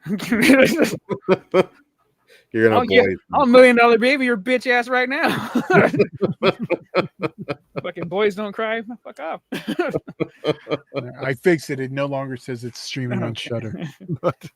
It's now playing in theaters. Sorry guys. It was a last minute edition. That's okay. That's okay. You might as well talk about it. I mean, how does it stack up against great better than Creed 3? No, that's not. Yeah, Creed's all right. But again, I have googly eyes for Sydney Sweeney, so she can do mostly no wrong. And here she kicked ass. She's really growing as an actress. Like she's one of the best criers we have. Like Andrew Garfield, I still think is the top crier that is in movies, but she's getting there. Yeah, I go ahead. How familiar were you with Christy Martin before this? Not very. I've heard of the case. Okay. I See, I forgot. I'm going to avoid this part for the people who don't know all the case. Like the one happened? incident I didn't even really know about. Like, so I didn't know if it was going to get past that or we were done. You know what I mean? Like, I figured that's like the big yeah. thingy. But so I was like, okay, so because like there's a couple of like shows on ID, like Who the Bleak Right. Eyed Mary or one of the other ones that they cover this case a lot. yeah. And this is when I remember her boxing on the Tyson undercard and stuff like that. And I remember some of the press conference stuff from like the HBO, like sports when they used to do that shit. So like I was familiar with her, and yeah, this is Doctor shit. yeah, she is definitely a lot more pretty than the actual girl. The other girl's not ugly though. No. She's just, but it could just be more of a modern look too. and she makes a cameo. She's a security guard at the end. Oh, okay. I didn't catch that. Yeah, when she's like, "Go get him, champ." That was her. You're saying she doesn't have great genes. No, her genes aren't as good as Sydney's. But it helped, like, because it's funny. It you can really see the difference of like why women seem more beautiful now. Because when they have her in those horrible 80s outfits with the goddamn shoulder pads and her shitty mullet hair, she's not that pretty. Sorry, Pugs. I know you still see Sydney, but under all that, but they downplayed her enough in those horrible 80s outfits. God, I don't know what the fuck women were thinking, but it was the just, dudes at the time too. We set the trends. There was a time where we didn't like big butts. 80s that was before big asses didn't become no, but like in the 90s. Like they wanted you flat. Back in the day, there was like full-blown advertisements. Well, to be fair, that was the white man, and there's still those like South County. They were liars. They're fucking gross. No, we need meat. But there still is those that like that. There still is that fucking that. Like I said, there's those people that are still like, oh, she has an ass, she's fat. It's like, yeah, it's before black culture seeped into the white America. Really, if we're going to be honest, it was. I agree. Thank you, Sir Mix-a-Lot. All right, so they did one thing right. Thank you. I think to speak to the box office on this one, since I know it did fail, I think it kind of shows you can be the it girl and it's not going to just automatically or the it guy, and it's not going to automatically just bring people to the theater. I'll make a prediction that like the same weekend as a fucking Predator movie. I know there's counter programming, but like everyone all the guys that like fucking Predator or all the guys that like to see Sydney's boobs also like Predator. So we're gonna go with that one first. I think like that movie she's doing with Amanda Seyfried, the wine mom, Housemaid. Yeah, I told you my that will probably make club. That will probably make a shit ton of money. Yeah, like that will. I don't know about a shit ton. It's not going to be an embarrassment. I think it could actually blow up, though. It could be like that movie. I think it'd be like a Bridesmaids type thing. Like, yeah. I don't. Yeah, it'll do decent numbers. It's a decent budget picture. She needs the right thing, like a big budget Barbarella with her. I'm gonna be honest. I don't think anybody. It's not gonna crack money, dude. Like, but I'm in. Oh, it'll develop a cult following. I think this will find. You have to remember. Barbed Wire failed. Barbed Wire with Pamela Anderson at her hottest and her most famous failed. Barbarella has no chance. Everybody went, and people went to the movies when Barbed Wire came out. Doesn't matter. But but I'm saying like that's and there you can't argue there was ever a bigger woman in the 90s.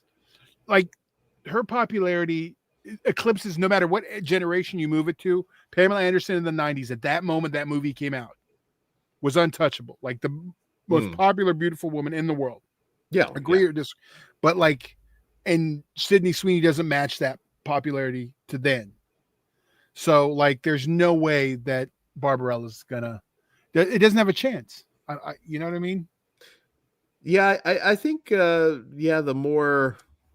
I think the romantic comedies, which is probably the lane she should really be focusing on, are going to do really well. Well, hold on, you haven't seen this yet. So are you talking about just money? Like, I'm just talking money. This movie might be fantastic. I don't. Movies in general, like that's the thing. Like you can't even hold it against it. Like I brought up the Soderbergh movie, One Battle After Another. One Battle After Another. which flopped. I mean, made no money. But I mean, that's just the state of the industry we're in now. Yeah. So, well, for me as a diehard Sydney fan, I think she did great. I think the script was great, solid. We're sleeping on Ben Foster. That dude. Ben Foster's always amazing. He is. Here he disappeared. Yeah. Like you can tell some of the features pop up sometimes, but he's always just whoever the script wrote, that's who he is. Guy's amazing. Hopefully he gets nominated for this movie too, because he's a fucking weirdo. I hope Sydney Sweeney gets nominated at least, I know we're gonna get the for your consideration bullshit, but I think she brought enough of performance level to qualify for that. And again, not googly eyes. I just think she's badass. The relationship she ends up having with, I thought that would be a bigger part of the movie because of how it ends, but it's not. And I don't want to spoil that since people haven't seen it yet. But that was cool when they popped up. Runtime didn't feel that long. What was it, like an hour 42? Something like that? It was 2 hours and 15 minutes. What? See, I thought it was under 2 hours. So yeah. Yeah, no, because I did a double feature of this and Nuremberg the same day. I still need to see Nuremberg. I told Dan earlier before the show, I have a joke for it that I cannot say because Dan will steal it on the Oscar show. So I got to hold that motherfucker till our Oscar show. Write it down. Well, I will forget it. Oh man, I hope Sydney Sweeney presents it to for your good genes, Mr. Crow.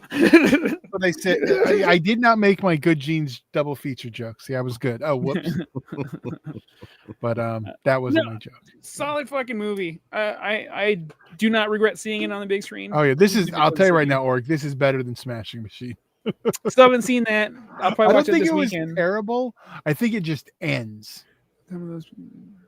No, I think it's a good, like, my thing with that movie, and I don't think we'll talk about it. It's like that was it. Like I felt like I was waiting for the tragedy to happen. That's what I say. I think that's the problem. I just think the true life story in that case lets it down because it's like there's just not. I think probably anybody in the chat has been through more adverse, But I thought it was cool to see the UFC stuff, the early UFC stuff. Yeah, sure. I just think like I enjoyed it. I just like, okay, that was it. All right. So yeah. All MMA has is Warrior. Well, Warrior's fucking good, man. I like was it Tom Hardy and Joel I guess I should finally watch it. There's you haven't seen it? I know. Oh, I think good. Well, there's not a good wrestling movie though, is there? I mean, what do we have? Ram Jam. Okay, The Wrestler, that's the only good one. Yeah, well, thank you. The Wrestler. There's other entertaining ones, but that's the only I think good one. Thank you. How did I forget that? Sorry, Kruger. But yeah, that's I haven't watched it in a while. Good. Yeah, I'd like to revisit that. Actually, it's been a minute. We should do a Warrior. Hey, Chris has got ready to rumble, so that kind of. That's entertaining. It's not like not a true wrestling. It doesn't. One of my favorites, but that is not what Todd was asking for. Yeah, no. I will back him though. Fucking Ready to Rumble is the shit. I think that's your generation's No Holds Barred because as piece of a shit No Holds Barred is, like I still love like fucking I'll raise Ready to Rumble up a couple notches for you. Imagine it wasn't Goldberg and it was Chris Benoit. Okay, but it doesn't raise the notches because the imagination doesn't change what it was. We could remake it now and make it like the Pooniverse movies. Orc, I love your Oscar yearly roundup shows and best of year lists. Those are probably my favorite vids that you guys do every year. Thank you, Orc. They're both right on the horizon. I saw him drop some adult film star names, and I wanted to go back to it, but I don't know where it went. Whatever. I don't know. One of them I didn't like. Oh, I really like. I went in like not knowing what I was gonna get. Like I kind of knew of Christy and some of her stuff. I didn't know the big key moment that really makes this, which makes this much better than Smashing Machine. Because without that, it could have been. But I know Natasha. I don't like Violet Meyer's eyebrows. I don't like her. Yeah, well, her either, but she's just dumb. But Face is Natasha gross. Nice, yeah. Yeah. But no, it's that's a whole nother subject. But let's focus on Patreon. We'll hit you guys up there. But yeah, like overall, I thought it was a good film. I do hope, it does get some kind of nominations at the very least, Best Supporting Actor. But I think Sydney was great in it. I know, what was her name? The bitter one, the Ruby Rose. Ruby Rose. Yeah. Yeah, he's Well, crying about her not being an actual, lesbian and stuff like that. But physically, I could probably buy Ruby Rose more taking a punch. Ruby Rose is a pussy. She can't act. yeah, she she's can't. tiny. She gets her feelings hurt. She's a weenie. She I don't can't care. act. I don't care what you identify with. She's You as a pretty to person, look. you suck. Yeah, but yeah, and I used to defend you. No, I'm talking to her right directly. You suck now. Get your shit together, lady. And to be fair, for most of the movie, she's playing straight, so it makes sense. Ruby Rose is going to be in slurs. the chat in 2 seconds. You are the one who is the ball licker. Yeah, she'll be like, I can't say this word. Can we change it? No, because that's what she fucking called her. Yeah. You're gonna say it. But I mean, I know this was a good movie. It's a good story. If you're unfamiliar with it, go into it. Don't research it. Dan, don't you don't know the whole story. No, I don't know the whole story. So and just go into it. I definitely say check it out. And like this is one I'll watch again when it hits digital. I did like it. Yeah. Okay. So, Same. I look forward. I would like to see what would you rate it, Pugs? Are you just giving it a 5? No, well, 2 5s. Realistically, it's probably a 4 out of 5.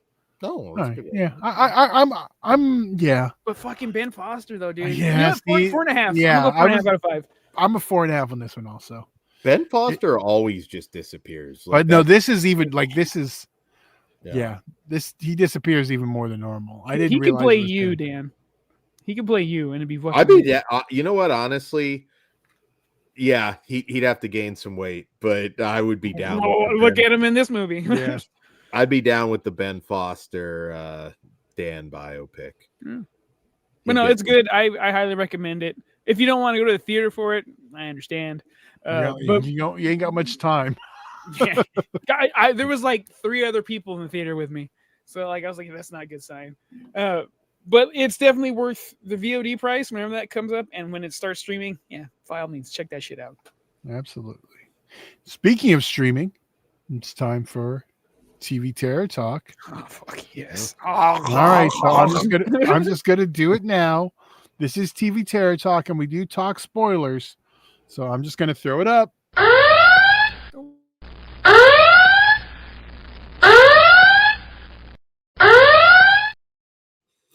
All right, so Welcome to Derry, episode 3. Now you see it, and in this one, General Shaw orders Halloran's aerial search with Leroy and Paulie after a disappointing find, while Rose joins a tribal meeting about the military in Derry, while Ronnie's group tries to photograph an Oryxa.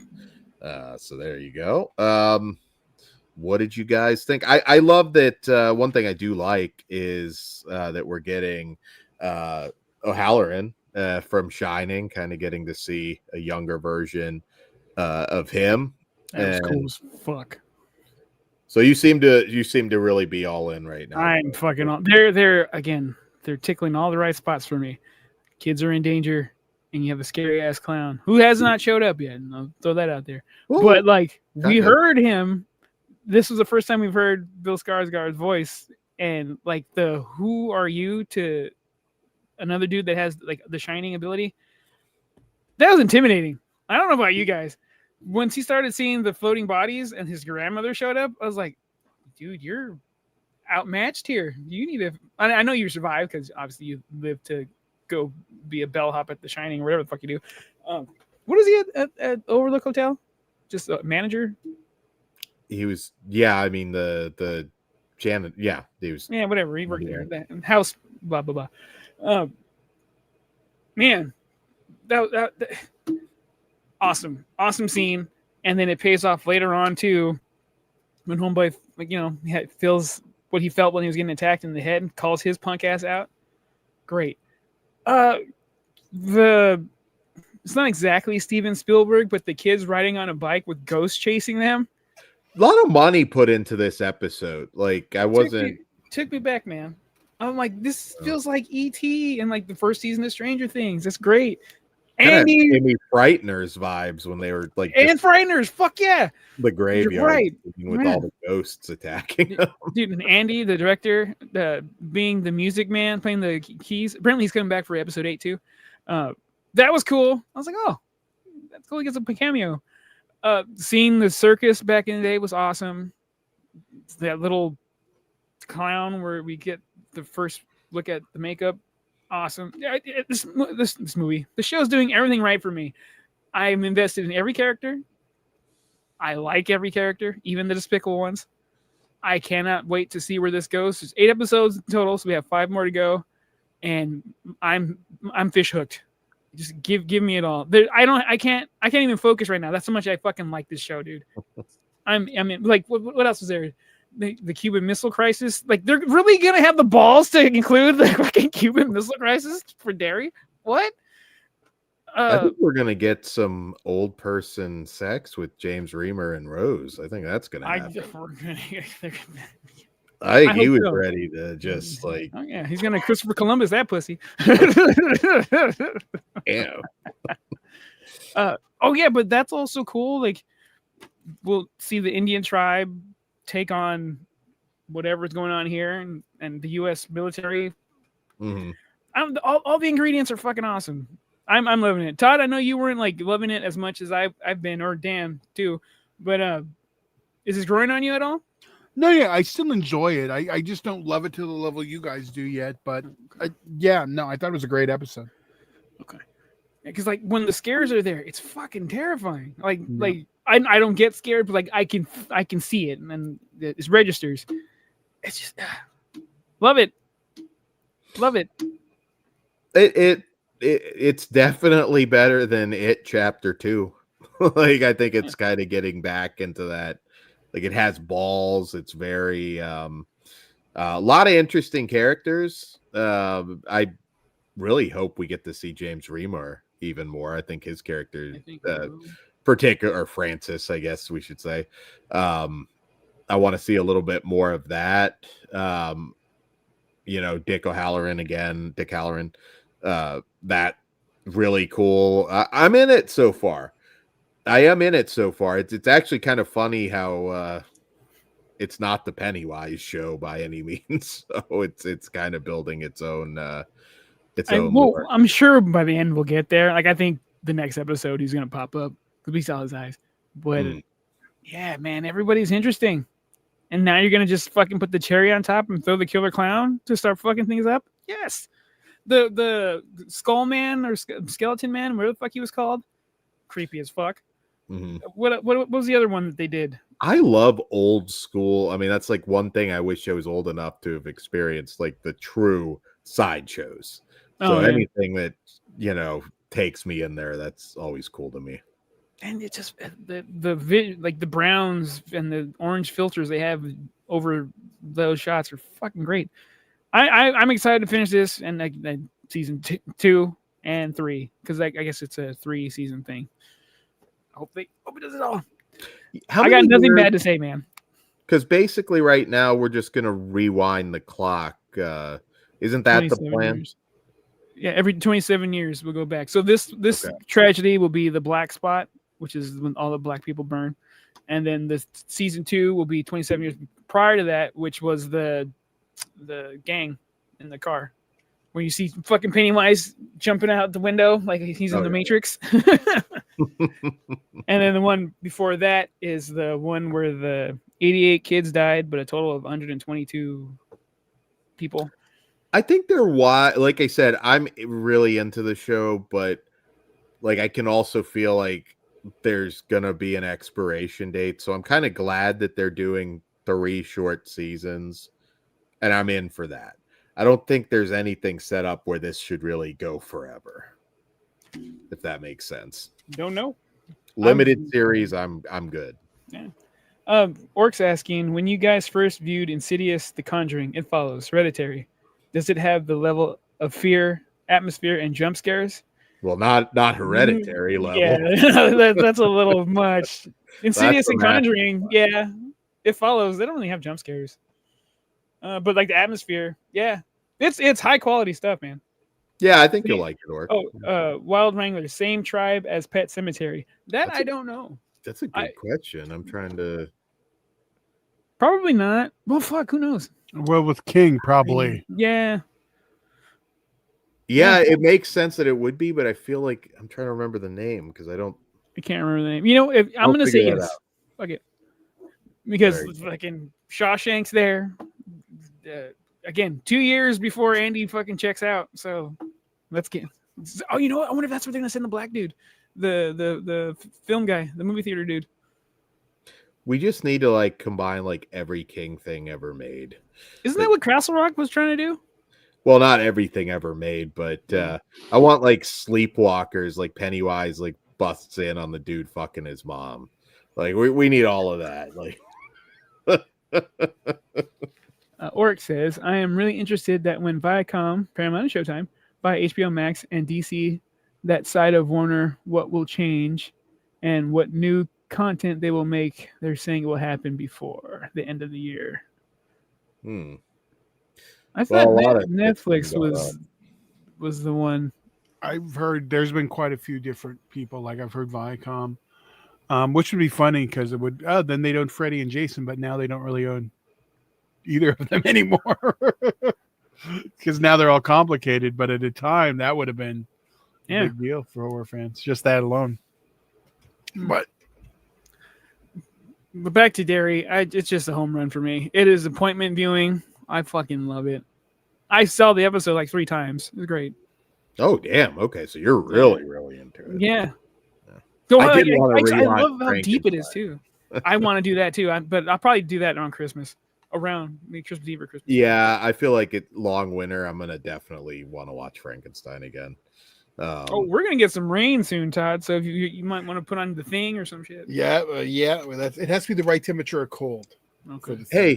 Do you have anything else to say about it? Welcome to Derry. Before I segue, because we didn't talk the thing. John Carpenter supposedly doing a sequel. I thought we talked about that last week. That last week, and we weren't sure. Brought it up. Did you get more information? No. I just don't think I want it. Maybe I'm repeating. Well, no one gives a shit what Dan wants. They're going to do it anyway. So that movie's so perfect. I just don't know John Carpenter at this point. Yeah, but John Carpenter's mad at you because like when every interview he said, "Where were you guys? You didn't pay me when that movie came out." Oh, I wasn't born. Was I born? What year was that? You were not alive. Yes, and I was too young to see it when it came out. I remember the day I saw it. It was my friend Gabriel's birthday party, and we watched a bootleg of Empire Strikes Back. Oh, thing, which is why that's always been my winter double feature. Like when it's the right temperature, I want to watch both of those movies. Which do you watch first? Normally Empire, because that's the way the rotation was. Yeah, okay, that's cool. Damn, fuck yeah, it's a good day. Yeah. Well, I mean, I hope it's good. I just, oh man, I don't know that movie. It's so perfect, and I don't want it. It can't be any worse than The Thing, the prequel. I didn't hate the prequel. No, it's not bad, but it doesn't need to be. You're telling me this one female among these 9 fucking dudes that haven't seen a girl in how long, and she's not. Yeah, I agree. Assaulted? This bullshit. You have good genes, and it is fucking Mary Elizabeth Winstead too. So. Mrs. fucking Obi-Wan. Dude, I couldn't remember her name the other day. And because she's a Star Wars character also, Hera. And I couldn't remember. I was like, fucking Obi-Wan's wife. And my boss is like, really? You're going to diminish her? I was like, is Obi-Wan not the bigger star? Come on. Fuck up. So, guys, next week, I know we got a really stacked show next week. We got 3 theatricals. Osgood Perkins Keeper. Ooh. We've got The Carpenter's Son with Nicolas Cage. Fuck. We got Running Man. Yeah. And we've got a couple other things we'll have to talk about. It's going to be a stacked show, so you're not going to want to miss it. We also have next week's episode of Derry, too. Yep. Yeah. And we'll also have a Vinegar Syndrome Frisbee double feature. that we're gonna drop. So you'll have that. And look for it in the next couple days. And we still need that true crime catch up show. Oh yeah, we should just figure. We'll talk when we're done. yeah, maybe Murdaugh. Get that with get that in too. So yeah, guys, stay tuned. If you haven't joined our Discord is awesome. So get on there. That is totally free. You can also support us starting at just $1 on patreon.com/fleshwoundfeatures. Or you can buy on VOD on Patreon, the last tournament on the left. Or Blu-ray. Or DVD. Let me do my goddamn promoting, Dan. I got an order. You can get the digital. You can also get the bundle digital, which features the tournament with original pay-per-view commentary, Flesh Wound horror commentary, and commentary free. And our post-show we did after. You get the pre-show. You get the original last tournament on the left, which is our the post shows on there. Yeah. Damn it. You get that all in a bundle for $10. That's the same price as the pay-per-view at this point, but you get all that content. Or you can join the wrestler tier. And since Dan's like jumping ahead and not letting me do my promotion, you can also get it on VOD, or you can also get it on Blu-ray and DVD right now on fleshwoundfeatures.com. Yes. If you demand it, Todd will make a VHS. I've already been asked about that, and I haven't decided if it's going to happen. Oh, somebody did request a VHS? Yes. That's awesome. So it may happen. Those may be limited and more expensive because I got to use some it's not T180 tapes. They will be. But see, here's my question. Does it need to be 4:3? Because I could reformat it so it's the proper 4:3 aspect ratio. You know what I'm going to do? What? Yeah, two versions. Discs. Yeah, two tapes, like old school fucking Titanic and Christopher Columbus. Oh, so we get the two versions. You get the widescreen version, or you get the full screen. Gettysburg stuff. Yeah. Right. You know, there was an I Know What You Did Last Summer that had the widescreen version too. That's the version I had on tape. I think, Like when they did the two versions. But all right, there we go. So yeah, maybe coming soon. Maybe for the anniversary. Maybe for next year. I don't know. Sweet. And catch me tomorrow on Visited by Voices Network for Region Free. And don't miss the Vinegar Syndrome double feature Frisbee Mystery, which will drop in a couple days. And I don't know. Do we have anything else to pimp, Todd? No. Probably, but that's good enough. Good night, guys. All right. Money's on the dresser. I'll see you in Disneyland.